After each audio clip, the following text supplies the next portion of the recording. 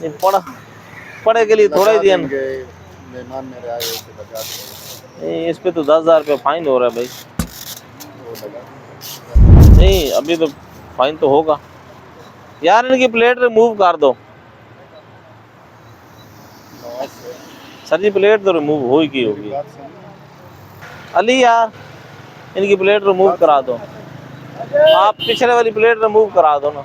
10,000 रुपये का फाइन करवा लो, प्लेट बाद में रिमूव कर लेना यार। इनकी पीछे वाली प्लेट रिमूव कर दो, पीछे वाली अगेली लगी रहो, पीछे वाली कर दे।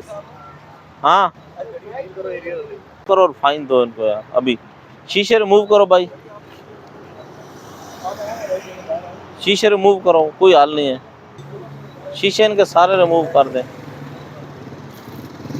चोरी साहब इनको मैनुअल चलान देना, नंबर प्लेट भी नहीं है, शीशे भी नहीं है। 10,000 सिंध नंबर का 10,000 रुपये उम्र के पास है।